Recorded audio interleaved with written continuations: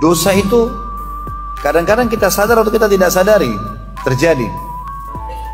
Bisa saja disebabkan karena kita atau orang lain yang menyebabkannya untuk kita. Contoh misal, saya pernah dengar kisah seorang hafidh Quran di Indonesia ini, di Jakarta ini. Kisahnya dinukil dari seorang teman yang saya kenal dan insya Allah terpercaya. Dia mengatakan, orang ini hafal 30 juz.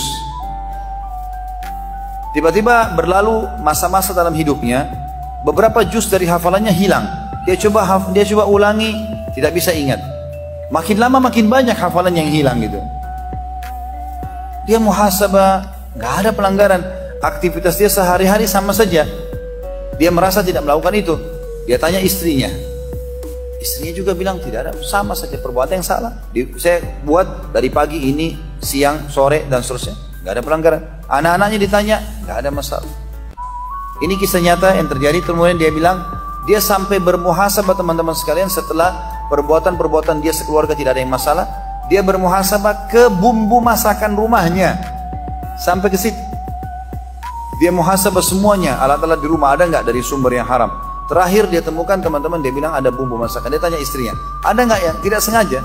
Setelah minta sama Allah petunjuk apa masalahnya, dia bilang ada nggak bumbu masakan yang kau ubah selama ini, yang pernah dipakai kemudian sekarang sudah diubah? Dia bilang memang sekitar seminggu yang lalu saya mengubah bumbu masakan ini ke ini, disebutkan merek tertentu gitu kan? Ya kemungkinan tidak ada halalnya. Gitu.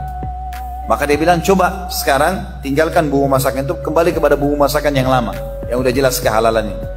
Dia bilang kejadian nyata subhanallah, begitu dia istrinya ubah bumbu masakan itu, hafalannya kembali semua. Jadi kadang-kadang mungkin tidak harus dari kita, mungkin dari orang lain. Mungkin kita ditraktir oleh teman tapi sumber uangnya haram. Bisa saja. Ya, nih. Seperti teman-teman yang dari sumber hasil korupsi misalnya atau dari ya riba, nah, bisa kita mengatakan ini halal.